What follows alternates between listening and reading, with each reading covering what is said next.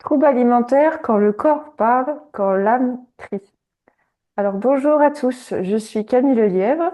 J'accompagne les personnes qui souffrent de troubles du comportement alimentaire grâce à une méthode holistique en 10 étapes, inspirée de mon propre parcours avec l'anorexie. Et aujourd'hui, j'ai le plaisir d'accueillir Robin, qui est thérapeute spécialisé dans l'accompagnement corps-esprit, pour une interview en deux parties. Donc là, on va être sur la première partie, sur un sujet essentiel, comprendre en profondeur les liens entre les troubles du comportement alimentaire et notre santé globale, physique et mentale. Une vraie prise en charge holistique. Dans cette première partie, on va explorer ensemble comment les troubles alimentaires, ils impactent bien plus que notre silhouette, la digestion, les émotions, le système nerveux, l'aspect mental, tout est lié. Et dans la deuxième partie, on parlera des solutions concrètes et les approches thérapeutiques pour retrouver une relation saine à la nourriture, au corps et surtout à soi-même. Alors Robin, je te laisse te présenter avant que l'on commence. Ça marche. Merci Camille. Ça a l'air d'être un beau programme. Euh, donc effectivement, comme tu l'as dit, je suis thérapeute et je me spécialise dans l'accompagnement des personnes souffrant particulièrement de pathologies plutôt chroniques. Donc en général, les personnes qui ont eu un long parcours avec plus ou moins de succès, plus ou moins de frustration. Et les thématiques centrales de mon travail, c'est tout ce qui est les problèmes hormonaux, les problèmes digestifs que tu as mentionné également, fatigue chronique, qui a aussi fait partie de mon parcours personnel et les problèmes plus musculo-squelettiques de type mal de dos chronique. Donc c'est ce que je fais aujourd'hui suite à une reconversion. C'était pas mon boulot au départ. Et, euh, et voilà que je suis assez actif en ligne. J'ai une chaîne YouTube à mon nom également. Donc Oui, je voilà, pourrais c'est ce mettre que je les fais liens, aujourd'hui. je mettrai les liens en description, pas de problème. Voilà. C'est pour ça que je t'ai invité, parce que moi je suis ostéopathe, j'ai souffert d'anorexie, la maladie de Crohn, donc les troubles digestifs, et j'ai trouvé qu'on avait beaucoup de points en commun dans notre approche. Donc là aujourd'hui, on va parler de la première partie, c'est vraiment comprendre l'impact global des troubles du comportement alimentaire sur la santé physique et mentale, vraiment comprendre tous les enjeux qu'il y a. Donc on va poser les bases de la compréhension globale, en quoi les troubles du comportement alimentaire affectent non seulement l'alimentation, mais aussi la digestion, l'énergie, les émotions. Donc, on va aborder d'abord le lien entre les troubles alimentaires et la digestion. Qu'est-ce que tu pourrais nous dire là-dessus, Robin? Alors, comme souvent, avec les symptômes qu'on peut vivre, les problèmes de santé qu'on peut avoir, souvent ça crée des cercles vicieux. C'est-à-dire que c'est pas juste que les troubles du comportement alimentaire causent des problèmes digestifs, c'est que les problèmes digestifs peuvent accentuer les troubles du comportement alimentaire. Et donc, comme souvent, c'est plus compliqué qu'il n'y paraît. Néanmoins, je vais répondre quand même à ta question directement, mais je voulais juste mentionner ça. Donc, en termes de santé digestive, ce qu'il faut comprendre, c'est qu'est-ce qui mène à des problèmes digestifs. Donc, c'est rarement un seul facteur, c'est très souvent multifactoriel. Mais parmi les choses qui mènent à des problèmes digestifs, il y a le fameux stress, dont on entend toujours parler, et en particulier, celui auquel je pense et celui dont on va parler aujourd'hui, c'est le stress émotionnel. Hein. Euh, une expérience qu'on a tous vécue, c'est si on a le trac, par exemple, avant de parler devant un groupe, on peut avoir les mains moites et on peut sentir que on a un petit peu les papillons dans le ventre. D'accord? Donc ça, c'est des choses qu'on a tous vécues et ça illustre parfaitement le lien entre émotion et réaction du corps, et notamment donc réaction de l'appareil digestif. Donc, il y a d'une part le stress qui affecte la santé digestive, et il y a aussi, bien évidemment, ce qu'il y a dans l'assiette, ou ce qu'il n'y a pas dans l'assiette. Ok. Donc, pour s'assurer que l'appareil digestif fasse son boulot, on veut s'assurer qu'on a des nutriments particuliers, notamment par exemple pour la fonction de l'estomac. On veut s'assurer qu'on a suffisamment de chlorure, de zinc, de vitamine B1. Et bien évidemment, on veut éviter de surcharger l'appareil digestif, parce que si on mange plus que ce qu'on est capable de digérer, ça va mener à l'arrivée d'aliments partiellement digérés dans les intestins, et c'est ça qui peut mener à de l'inflammation, et ce qu'on peut appeler un jour peut-être la maladie de Crohn, hein, comme tu l'as mentionné. Donc, avec ces descriptions, il est assez facile de voir que à partir du moment où quel que soit mon trouble du comportement alimentaire, que ce soit trop peu manger ou trop manger, puis arrêter ou manger de façon un peu erratique, on voit assez facilement que ça peut soit mener à une surcharge de l'appareil digestif, soit mener à des carences, soit une combinaison des deux. Et donc, en ce sens, sans parler même de tout l'aspect émotionnel qui mène à ces comportements, on voit assez facilement en quoi, surtout quand c'est répété de manière chronique sur une longue période de temps, ça peut effectivement mener à tout un tas de symptômes digestifs qui eux-mêmes peuvent mener à tout un tas de symptômes divers, que ce soit la fatigue, l'humeur, que ce soit sur la peau, que ce soit articulaire, tout un tas de choses. Donc voilà, pour des raisons qui sont directes et indirectes, effectivement, euh, les troubles du comportement alimentaire peuvent compromettre la santé digestive. C'est-à-dire, donc en fait, c'est bien que ça ne se résume pas à ce que l'on mange ou ce que l'on mange pas. On n'est pas en fait ce que l'on mange, mais ce que l'on assimile. Et Oui. donc, par exemple, si on mange dans le stress, forcément, on va moins bien saliver, moins bien mâcher, on va pas le digérer. Donc, des fois, il vaut mieux ne pas manger quand on est vraiment mal et attendre un bon moment pour pouvoir bien assimiler ce que l'on mange, manger avec plaisir, retrouver ses vraies sensations et vraiment faire, ne plus se faire du mal en mangeant, pas se remplir le ventre, mais vraiment prendre soin de soi, c'est vraiment se reconnecter corps-esprit, vraiment ce Mhm. qu'on parle. Et puis la qualité de l'alimentation aussi, qui, bah, plus l'aliment est transformé, forcément moins il y a d'enzymes pour bien digérer, voilà, plus ça crée de problèmes aussi, des substances que le corps ne reconnaît pas et qui créent des inflammations, après des maladies auto-immunes, tout ça. Donc c'est vraiment, il y a l'aspect, on va dire physique, mais il y a aussi le facteur déclenchant émotionnel qui s'appuie sur une fragilité on va dire, de la qualité de l'alimentation aussi. Mhm. Ouais, d'où la possibilité que des cercles vicieux s'installent.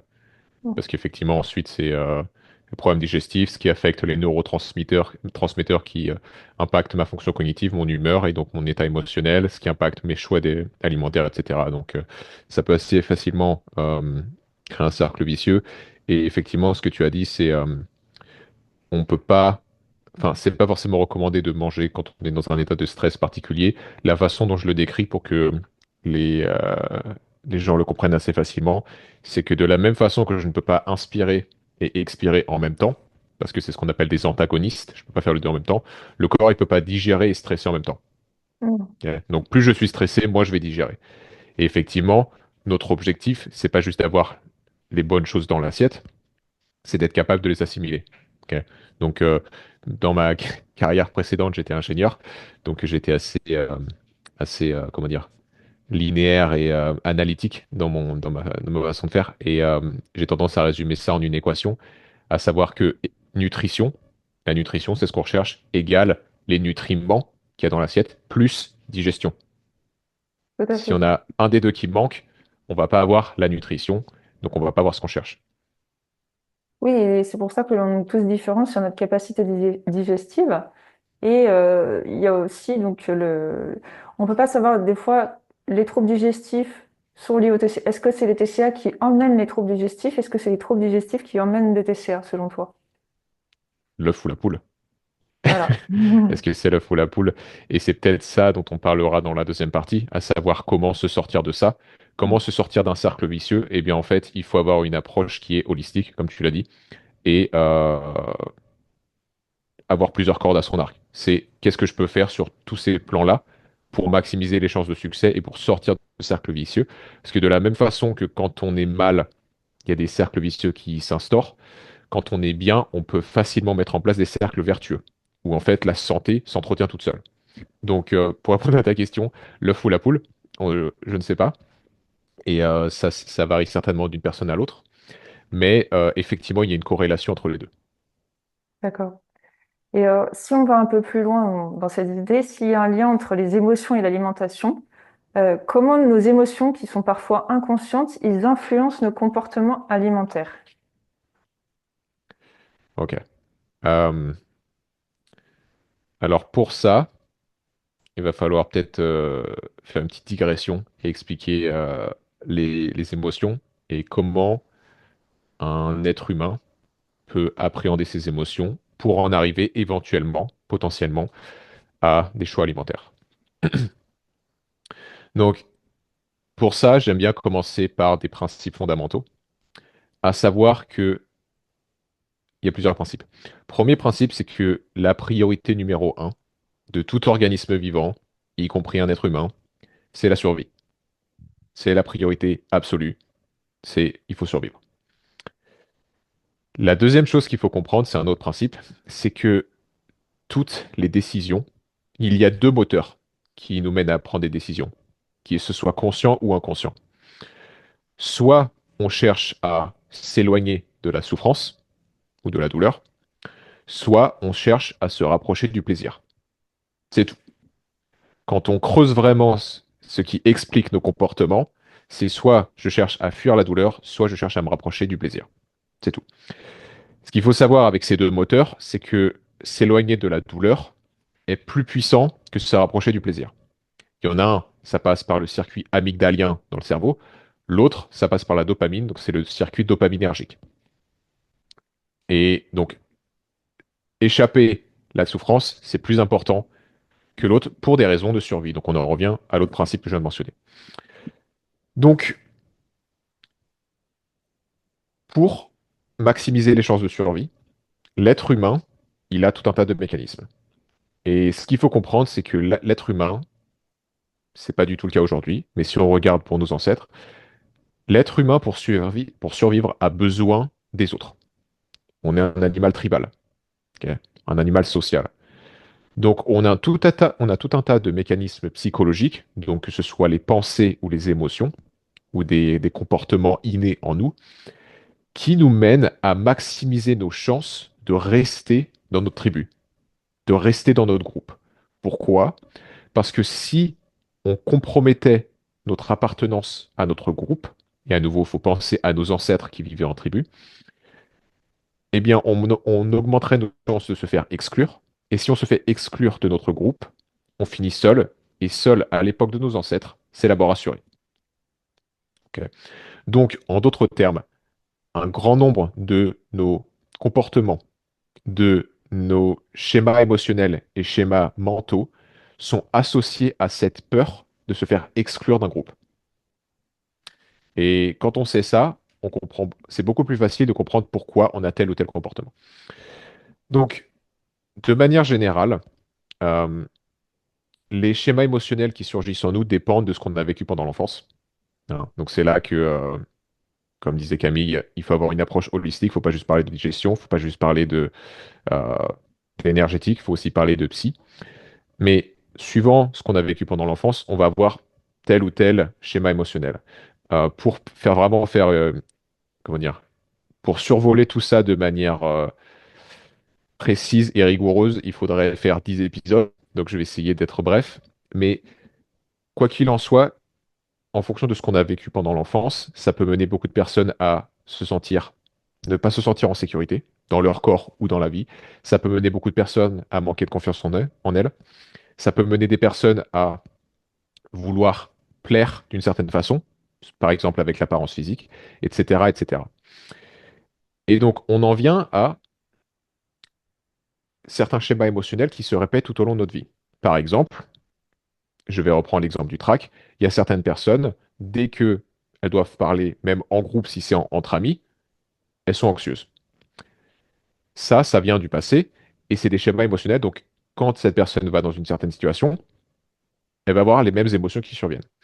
Et donc là, on en vient aux trois options possibles pour notre système nerveux, tu as parlé de système nerveux avant, pour appréhender des émotions, et notamment des émotions qui sont désagréables. Soit on va exprimer l'émotion, mais exprimer souvent, si on pense à la colère, en général, ça ne s'exprime pas de manière très saine. C'est destructeur, sauf si on arrive à faire les choses bien. Mais donc exprimer l'émotion, souvent ça la perpétue et ça crée des dégâts dans nos relations personnelles. Donc ça, c'est une des options. La deuxième option, c'est ce qu'on appelle refouler.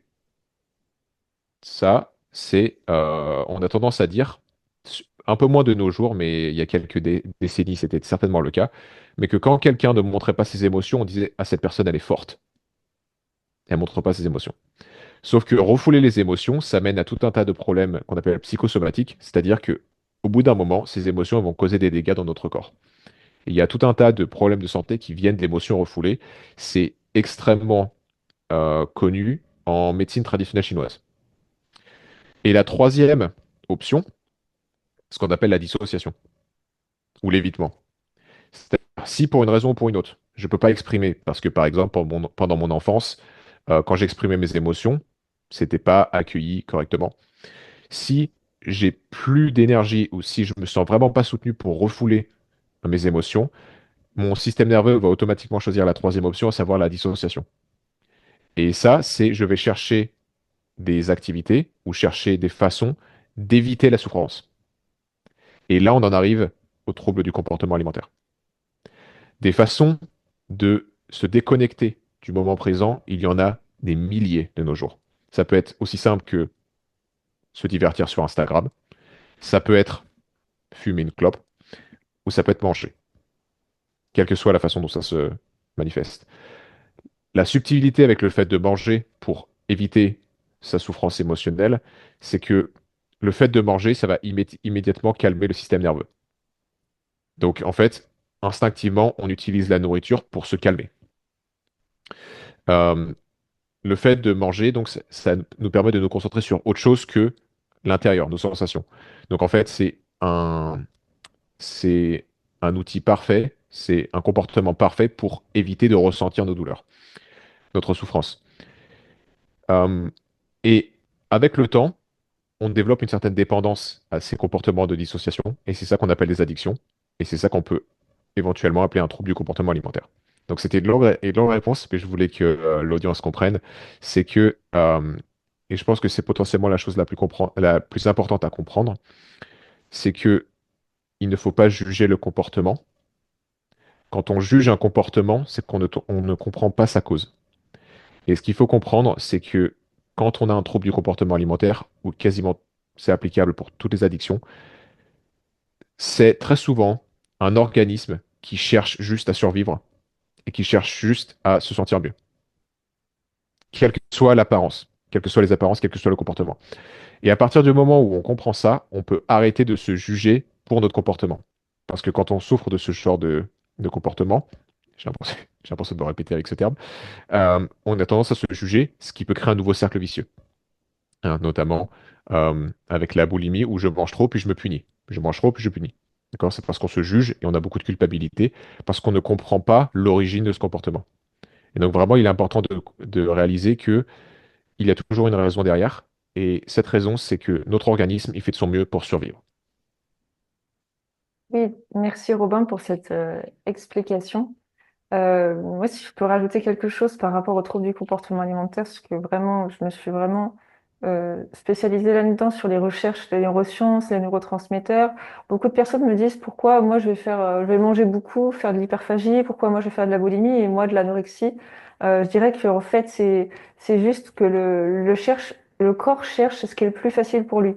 C'est-à-dire que des personnes pour lequel c'est plus facile de faire de l'hyperactivité, de se restreindre et après se récompenser en mangeant. Je dirais que même une anorexique aime manger à la base. C'est-à-dire qu'elle se restreint, mais quand elle mange, elle, elle sacralise son repas privilégié en s'étant restreint avant.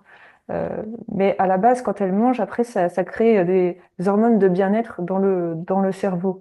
Comme Mhm, quand on fait de l'hyperactivité, ça crée aussi des hormones, des neurotransmetteurs qui permettent de s'hypnotiser entre guillemets dans ça pour cacher la souffrance qui remonte à la surface, pour l'enfouir. Et le fait de faire de l'hyperactivité ou de manger, ça camoufle tout ça. Et ça nous procure un bien-être, on va dire, instantané, mais qui n'est pas mhm, durable. C'est-à-dire que après la compulsion ou après le sport, ça recommence et c'est à refaire tous les jours. C'est vraiment mhm, quelque chose qui ne dure pas et que la culpabilité vient énormément après. Donc il faut savoir que l'anorexie ou la boulimie, de toute façon, le mécanisme est le même. C'est juste que le corps choisit ce qui est le plus facile pour lui. Il y a des personnes où ça va être plus facile de se remplir et de se faire vomir, d'autres de courir et de se restreindre et après de manger. Donc en fait, c'est mhm, vraiment, on est tous différents et il n'y a pas deux anorexies pareilles. Par exemple, moi, plus on me forçait à manger, moi, mon corps, il a trouvé la maladie de Crohn pour pouvoir éliminer. Parce que moi, me faire vomir, je ne supporte pas de me faire vomir, par exemple. Donc, il a trouvé un autre moyen. Donc, en fait, je pense que le corps, il cherche toujours. bah, la solution la plus facile pour lui, pour lui faire du bien et pour qu'il vive le plus longtemps possible. Même si ça nous Mhm. détruit, ça nous maintient en vie en attendant, sinon je pense qu'on se serait suicidé ou voilà.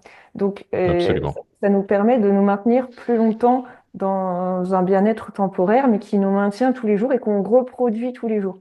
Et le but Mhm. de l'accompagnement que l'on fait, que moi je fais aussi avec la méthode STAR des 10 étoiles, c'est vraiment de passer les étapes pour remettre le corps en sécurité, pour qu'on n'ait plus besoin de cette soupape, l'alimentation, les restrictions, se faire du mal, pour qu'on n'en ait plus besoin naturellement et qu'on puisse vivre librement sans en avoir besoin d'y penser H24 dans la tête.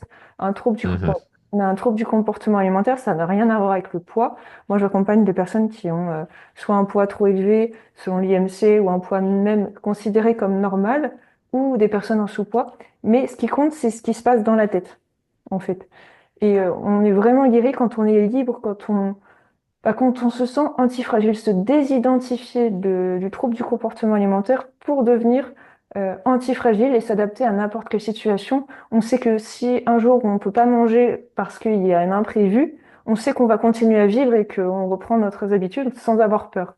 Euh, voilà, c'est vraiment parce que souvent quand on souffre de troubles du comportement alimentaire, on est stressé par le temps, le timing des repas, les rendez-vous, surtout les chiffres. Le chiffre rend l'obsession du poids, l'heure, donc le chiffre sur la balance, peser les aliments, compter de combien de pas on fait par jour.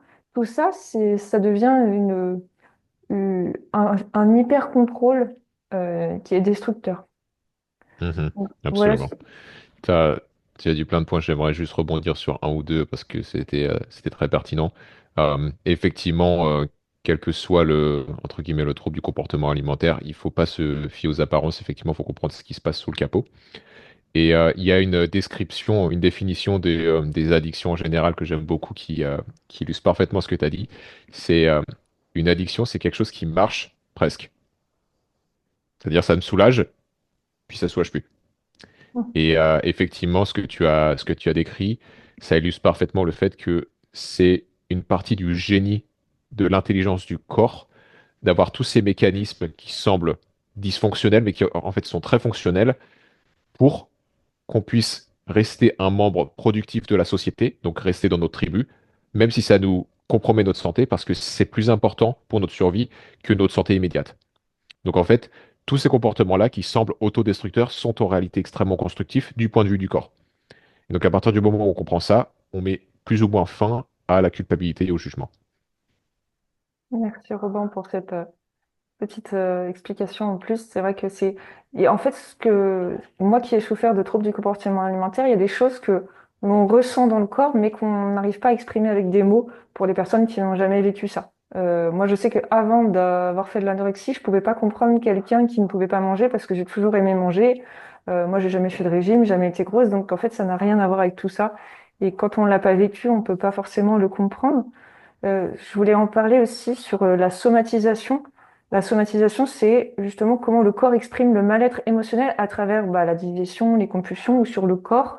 Vraiment, comment il va l'exprimer quand on peut pas exprimer quelque chose, comment il va l'exprimer dans le corps pour que ce soit, pour crier Mhm. le signal d'alerte en fait. Mhm. Comment? Bah, il y a plusieurs façons de le faire, mais il y a quelque chose dont je me suis rendu compte dans ma propre vie et puis que je peux observer également dans mes clients, c'est que le corps ne ment jamais. Ça, c'est effectivement si quelqu'un n'a pas la capacité d'exprimer euh, ou de gérer ses émotions consciemment, ça va se manifester dans le corps, que ce soit aujourd'hui, que ce soit plus tard, que ce soit explicite ou que ce soit implicite. Donc, je vais reprendre l'exemple de tout à l'heure parce que ça parle à tout le monde, mais le trac, hein, quand quelqu'un a le trac, il y a les mains moites, il y a les papillons dans le ventre, il peut y avoir la transpiration. Euh, on arrive très bien aussi à lire le langage corporel et euh, le, euh, l'expression faciale d'une personne et à peu près décrypter son état émotionnel. Donc on sait que euh, notre psyché se reflète dans notre corps, au moins vu de l'extérieur, et au moins au vu de certains symptômes qui sont un peu plus évidents, donc comme les mains moites, etc. Euh, Pour ce qui est ensuite de la somatisation et donc des problèmes de santé qui peuvent naître de tout ça, c'est là que je me tourne régulièrement vers la médecine traditionnelle chinoise, qui a très bien fait la correspondance entre certaines pathologies et certaines émotions.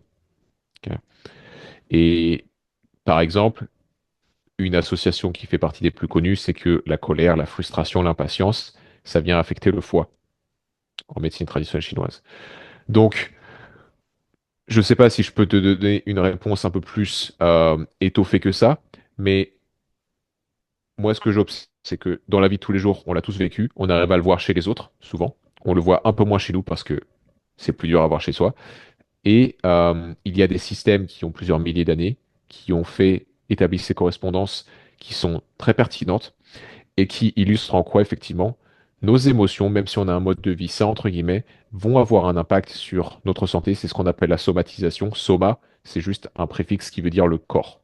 D'accord. Donc, euh, voilà, on ne peut pas distinguer la santé de l'esprit, donc le psycho-émotionnel, de la santé du corps. C'est absolument impossible. Ça serait porter le cartésianisme à son extrême. Je vais faire la transition avec la partie sur le côté traumatique. Le corps qui exprime, moi par exemple, j'ai souffert de vaginisme et j'ai eu une amnésie post-traumatique d'inceste quand j'étais jeune et je savais pas ce qui m'arrivait. Donc le corps l'a exprimé à sa manière. Justement, en n'acceptant pas de devenir une femme, en se rendant maigre, en n'absorbant rien et en souffrant de vaginisme. Et il y avait plein d'autres symptômes. Mais avant de comprendre tout ça, il fallait déjà, oui, être à l'écoute de son corps. Et le corps ne ment pas, effectivement. Je pouvais avoir confiance en lui. S'il m'a dit ça, c'est qu'il était en insécurité. Et justement, en faisant cette transition, avant qu'on passe à la deuxième partie, je voulais qu'on aborde en fait, la partie traumatique par rapport au fait que des fois, les troubles alimentaires, ça peut être une origine traumatique, mais ça peut être soit un traumatisme d'enfance, soit un traumatisme dans la vie, ou des micro-traumatismes qui passent un petit peu inaperçus tout au long de la vie, Mhm.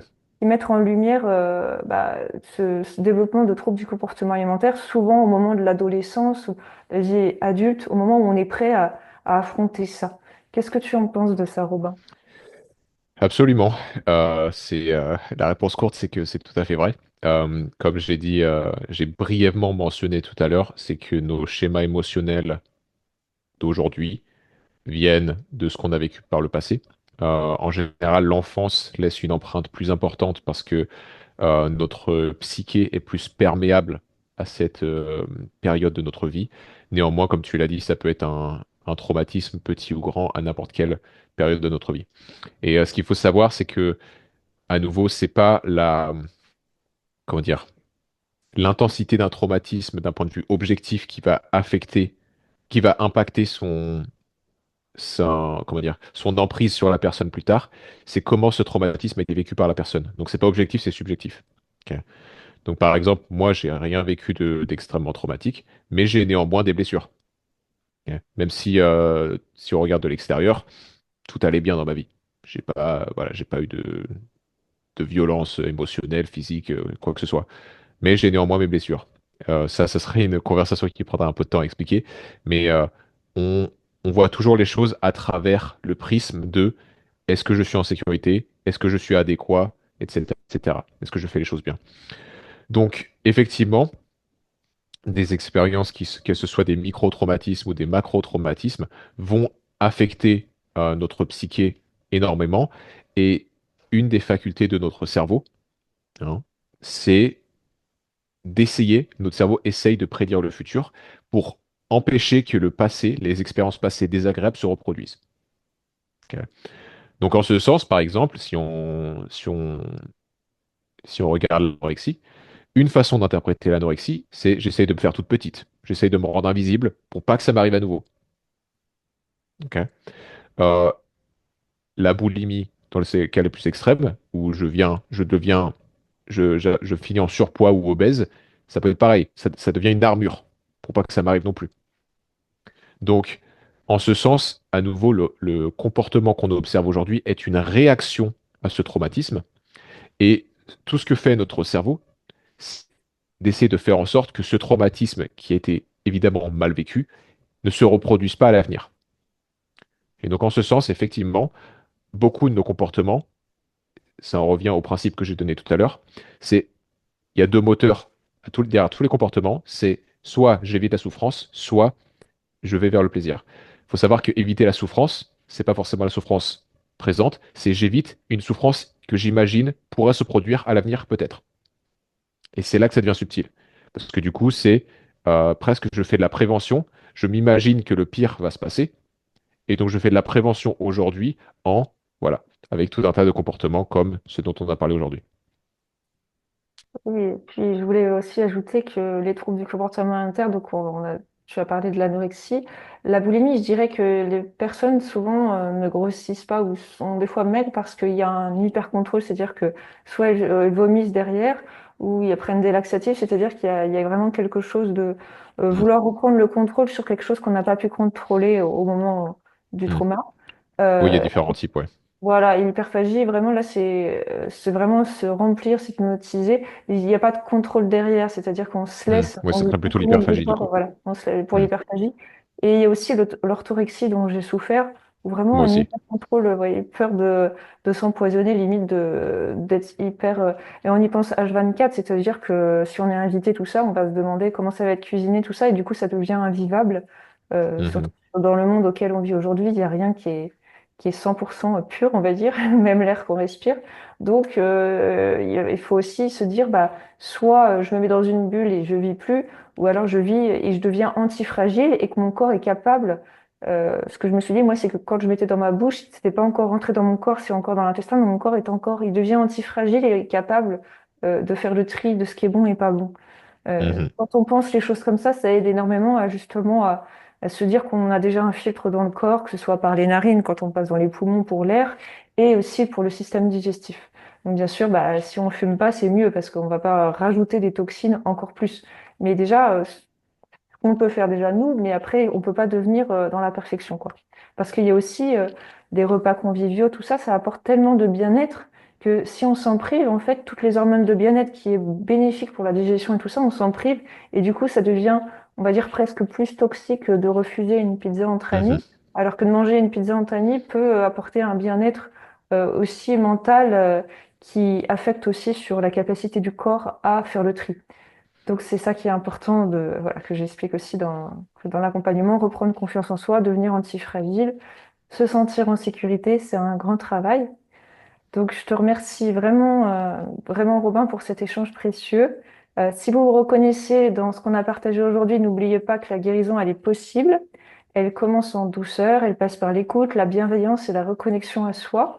Je mettrai le lien dans la description si vous voulez nous contacter, si vous souffrez de troubles du comportement alimentaire, d'addiction, maladies chroniques, vous avez besoin d'aide, il faut en parler, car c'est vraiment une prise en charge holistique qui compte.